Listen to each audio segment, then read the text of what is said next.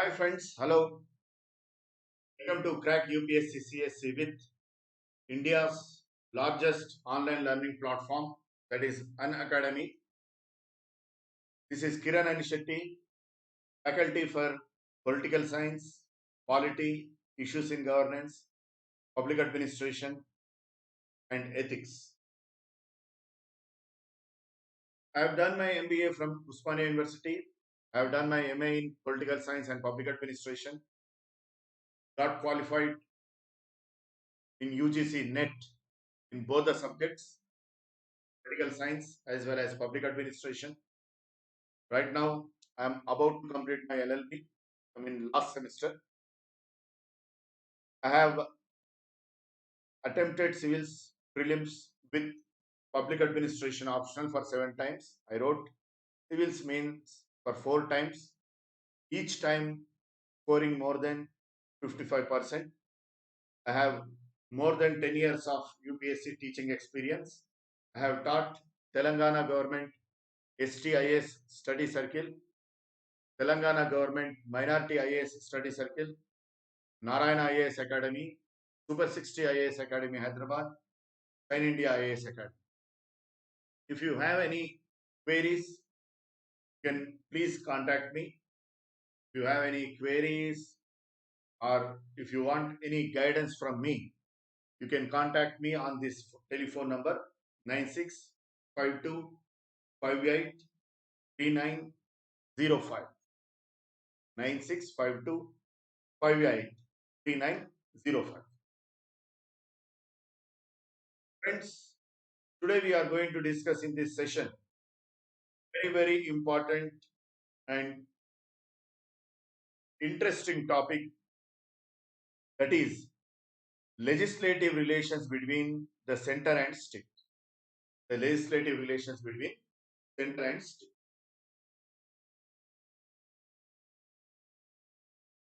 You will be getting from Unacademy daily live classes, live tests, quizzes, structured courses, unlimited access to videos on UPSC prelims and mains. You can prepare with the top educators of Unacademy such as Roman Saini, Mununal Patel, Prakash Kumar, etc.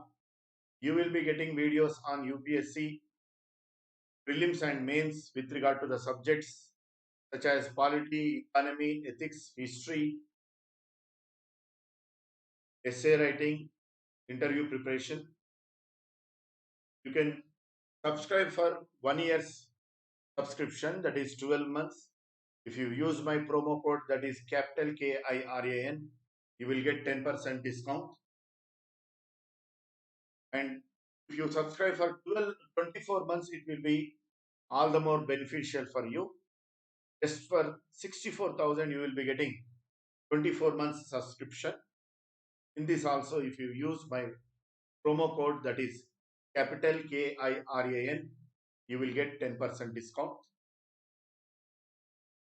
Unacademy has come up recently with new subscription model, that is iconic subscription, in which we have very salient and important features such as personal mentorship or personal coaching by the educator himself, by the faculty himself. For instance, if you use my promo code and if you subscribe iconic channel, iconic subscription for 1 year or 2 years, according to your period of subscription, I will be available personally daily for you with regard to mentorship in political science optional, public administration optional, polity and issues in governance, and ethics. Apart from me, Unacademy will appoint a panel of expert educators, faculties. They will be assisting you, and you will be getting live classes, test series, unlimited practice, structured schedule, then daily mains questions and answers. Friends, the legislative relations between center and state are very important for both prelims as well as mains. Every time, each year, you will find questions from this area. Article 245 to 255 in Part 11 of the Constitution deals with the legislative relations between the center and state. There are four aspects in center and state legislative relations. First, territorial extent of center and state legislative relations. Second, the distribution of legislative subjects between center and state. Third, parliament legislation in state list. What are those special circumstances in which the parliament can legislate on the subjects that have been enshrined in state list? That is third. Fourth, in what instances the center has control over state legislation? These things we will discuss in this session. The territorial extent of center and state legislation. Parliament can legislate the laws for the whole country or any part of the country, and any area that is for time being included in India. The Parliament can legislate the laws which are applicable throughout the country, and sometimes what happens that some territories may be included in Indian territory for temporary period. For instance, when Sikkim joined in India, it was what to say temporary territory within the territory of India. So with regard to such territories also, the laws made by Parliament will applicable. Then the state legislature makes laws that are applicable for the state.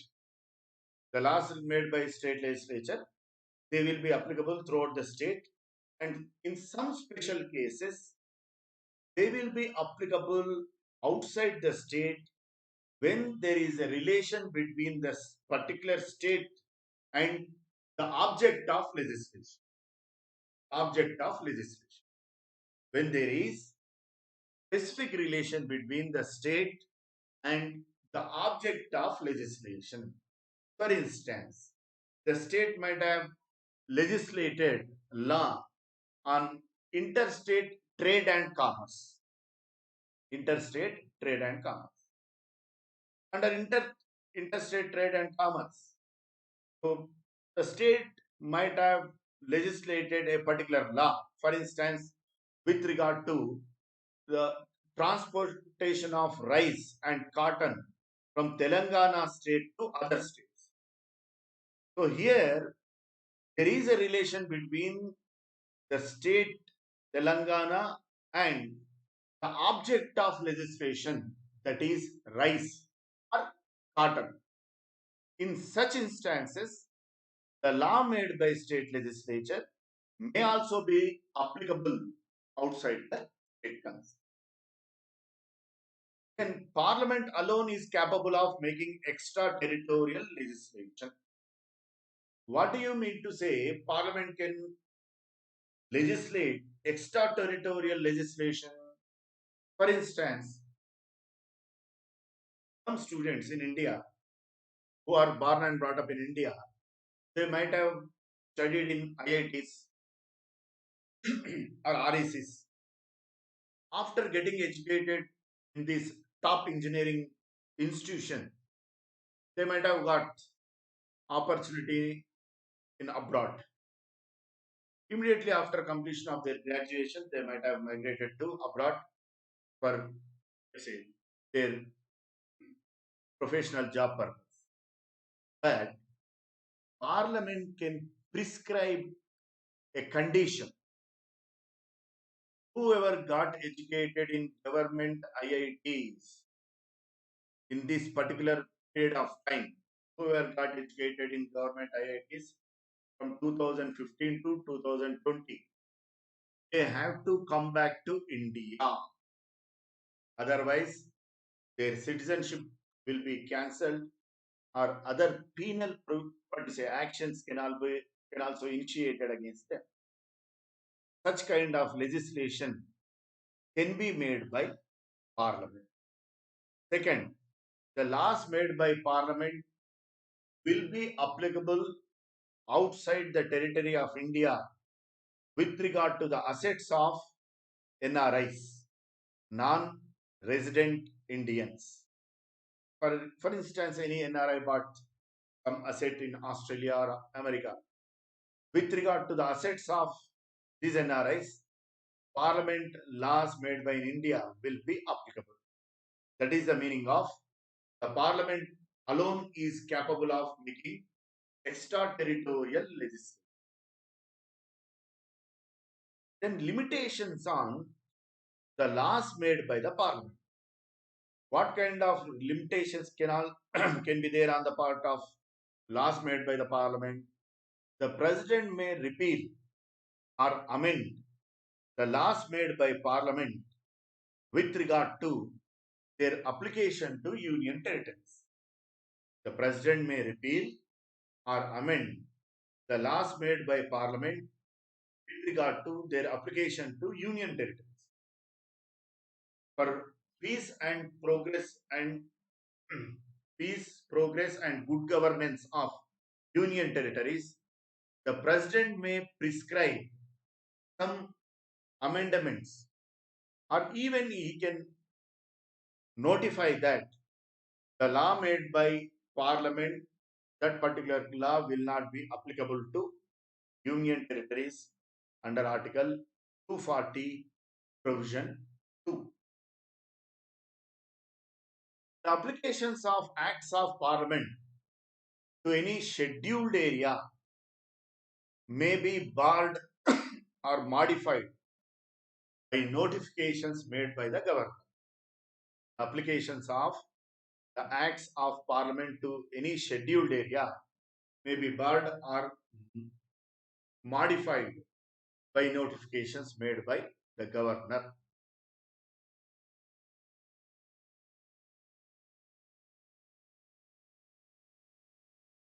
It means as far as the scheduled areas that have been specified in 5th schedule, the governor of the state concerned can notify the law made by Parliament is not applicable to the scheduled areas in state, or he may prescribe some modifications by issuing notification.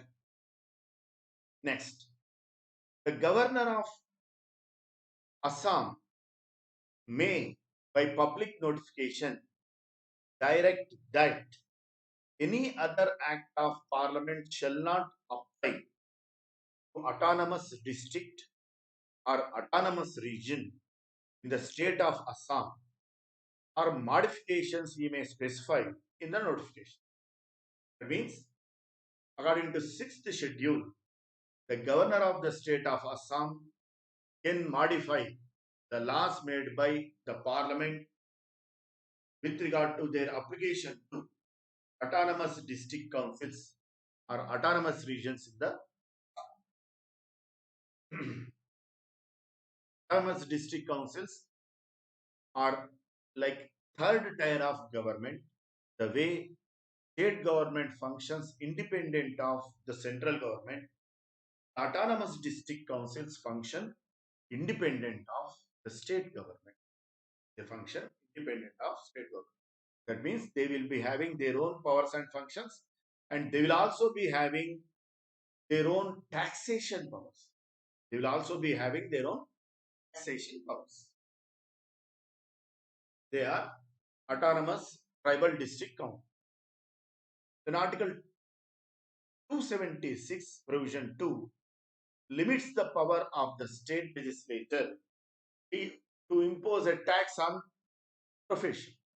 Like professional tax is imposed on doctors, lawyers, teachers, lecturers. So this professional tax is levied and collected by the state government cannot exceed more than 2,500 per annum. Cannot exceed more than 2,500 per annum, because I'm also a faculty I pay professional tax. Because of that, I know the specific cap, not more than 2,500 be charged by or levied by state legislature per profession tax. Under Article 276 Provision 2, such kind of limitation can be imposed. Article 303. Article 303 limits the powers of both Parliament and state legislature with regard to the legislation related to trade and commerce. Article 303 limits the powers of both Parliament and state legislature with regard to legislation related to trade and commerce. That means if Parliament or state legislature wants to impose any restriction on freedom of trade and commerce, any restriction on freedom of trade and commerce, Article 303 imposes restriction. Now, we will discuss the scheme of distribution of legislative powers between center and state. Union list. Seventh schedule consists of union list, state list, and concurrent. Seventh schedule consists of union list, state list, and concurrent. Union list consists of around 100 subjects as defense, banking, insurance, currency and coinage, railways, then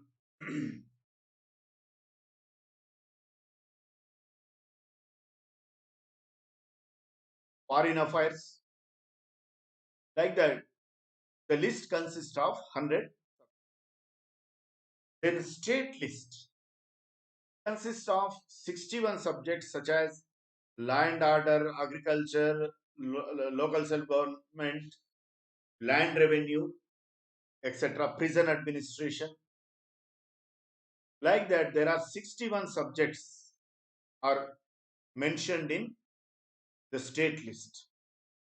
In concurrent list, it comprises 52 subjects. What do you mean to say concurrent list?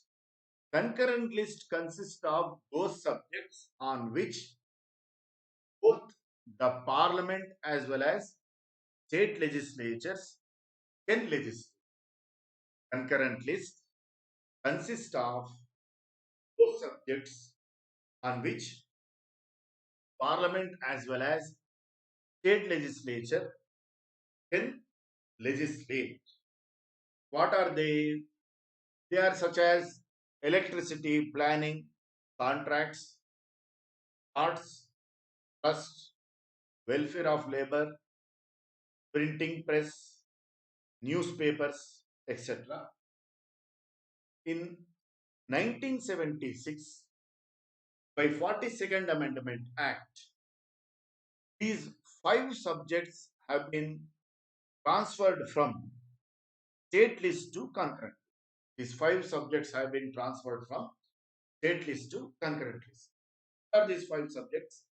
Education, weights and measures, forest, protection of wildlife,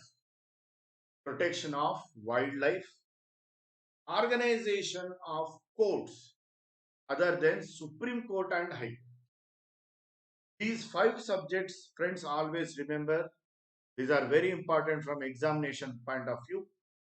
In UPSC prelims and mains, can be asked, what are those subjects that have been transferred from state list to concurrent list?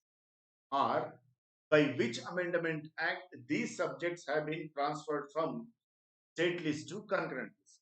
In this manner, a question can be asked in the exam. Then Article 248 says the residuary legislative powers are vested in the Parliament. The residuary legislative powers are vested in the Parliament according to Article 248. What do you mean to say residuary powers? The powers that are not mentioned in any of these three lists, not mentioned in union list, not mentioned in state list, not even mentioned in concurrent. The subject which does not fall in any of these three lists is called residuary subject. And Parliament has the authority to legislate on such residuary subject. This is called as residuary powers. This is called as residuary powers. This is very, very important. This is the crux of our discussion. In following circumstances, the Parliament can legislate on state subjects. In following circumstances, the Parliament can legislate on state subjects. What are they?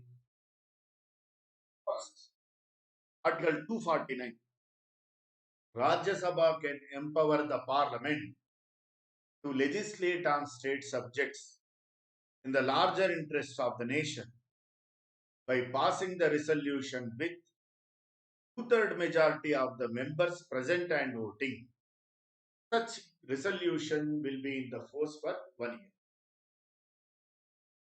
Rajya Sabha, if it passes the resolution with two-third majority of the members present and voting, with two-third majority of the members present and voting, Parliament can legislate state subject, and such resolution will be in force for 1 year. And the law made by Parliament on state subject will cease to operate within 6 months from the elapse of such resolution made by Rajya Sabha. That means this year in July, Rajya Sabha made a resolution with two-third majority of the members present and voting. And it empowered the Parliament that Parliament can legislate on one of the state subjects, that is land revenue. So Parliament legislated this law. The resolution made by Rajya Sabha will be in force 1 year. That means 2021 till July, the resolution made by Rajya Sabha will be in force. In 6 months, from July to another 6 months. That means in 2022 January, the law made by Parliament on land revenue will automatically cease to operate. This is how the Rajya Sabha can empower the Parliament to legislate on state subject. In 2014 or 2013, if I am not wrong, in either of these years, in UPSC mains polity paper, the examiner asked, what are those instances in which Rajya Sabha has more powers than Lok Sabha? What are those instances in which Rajya Sabha has more powers than Lok Sabha? Only with regard to two aspects, Rajya Sabha has more powers than Lok Sabha. These are, one is just now what we have discussed, Article 249, and the other is creation of more number of All India services. Creation of more number of All India services under Article 312. Article 312. Then Article 250. During the proclamation of national emergency, during the operation of national emergency, the Parliament can legislate on state subject. We are discussing those special circumstances in which the Parliament can legislate on state subjects. Generally, only state legislatures are empowered to legislate on state subjects. But in special circumstances, the Parliament can legislate on state. One by one we are discussing. First we discussed Article 249, then Article 250. During the operation of national emergency, the Parliament can legislate on state subjects. Then Article 252, when two or more states request the parliament to legislate on state subjects. When two or more state legislative assemblies, when they pass resolution requesting the parliament to legislate on state subjects, the parliament can legislate on state subjects. Then Article 253, to enforce any international treaty or agreement, the parliament can legislate on state subject. To enforce any international treaty or agreement, the parliament can legislate on state subject.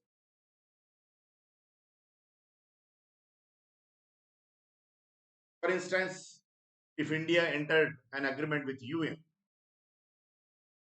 that agreement falls in the ambit of one of the subjects in state list.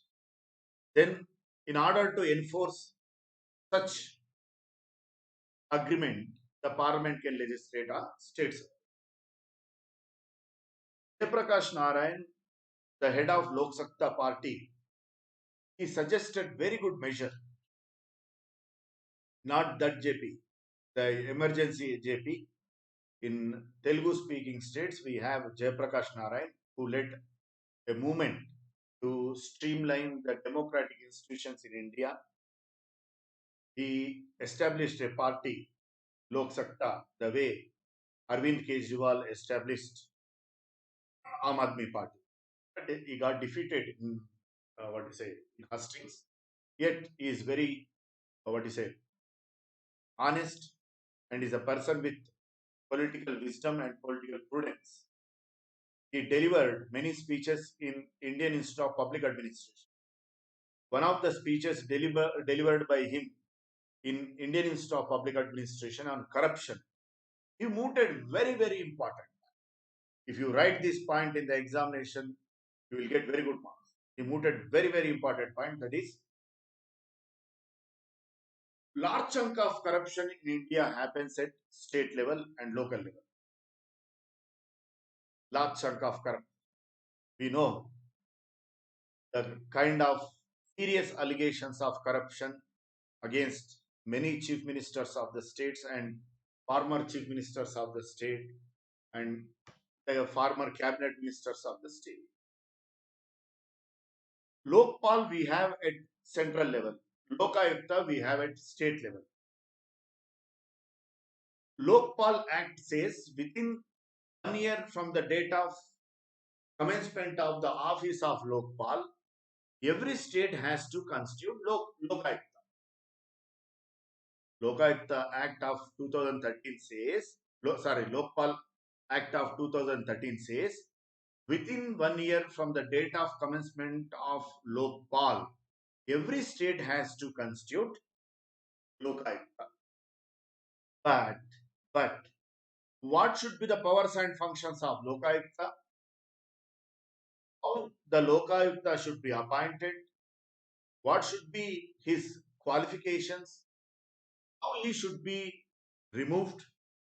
Whether he is going to have separate investigative agency under him? All these important factors are going to be decided by the state legislature concerned. For name's sake, Lokayukta should be appointed. It is compulsion on the part of every state to constitute Lokayukta at state level within 1 year from the date of commencement of the office of Lokpal. But what are the powers and functions of Lokayukta? What should be the qualifications of Lokayukta? The mode of removal of Lokayukta? Whether Lokayukta will be having separate investigative agency under him? All these important provisions which actually decide the success or failure of Lokayukta institution itself, they are going to be determined by state legislatures. Most of the state legislatures are ensuring that Lokayukta will become teethless. Lokayukta should become teethless. How? He will not have any separate investigative agency under him. Most of the important areas of administration will be removed from his ambit, like local self-governing institutions, the chief minister, the ministers, the MLAs will not come under the ambit of Lokayukta. Then for what purpose you have Lokayukta? Many Lokayuktas of states like Punjab Lokayukta, Madhya Pradesh Lokayukta, 10 years ago, they recommended that this institution is a waste of time. You abolish this institution. This is the problem. On the other hand, large chunk of corruption is happening at state level. What is the solution? Solution, what Jayaprakash Narayan says, it is one of the speeches that has been delivered in Indian Institute of Public Administration. That speech has been published in IJP Journal, Indian Journal of Public Administration. He says that India entered an agreement with UN in 2003, that is Convention Against Corruption. That is Convention Against Corruption. India entered an agreement with UN, that is Convention Against Corruption, in 2003. In order to enforce that international treaty, the Parliament can legislate on state subject, that is Lokayukta, and Parliament can determine and it can, legislate Uniform Lokayukta Act, which will be applicable to all the states for all Lokayukta. But Parliament can prescribe only retired judge of Supreme Court or High Court should be appointed as Lokayukta. Lokayukta will be having separate investigative agency under him. Without his permission, no officer will be transferred from that investigative agency. Third, important areas of administration will be in the ambit of Lokayukta, such as local self-governing institutions, government hospitals, etc. Important public offices should come under the ambit of Lokayukta, such as Chief Minister of the state, Cabinet Ministers of the state, MLAs of state legislature. This is how, by utilizing this Article 253, the Parliament can legislate Uniform Lokayukta Act. Thereby, it can give adequate teeth to Lokayukta Institute. Adequate teeth to Lokayukta Institution.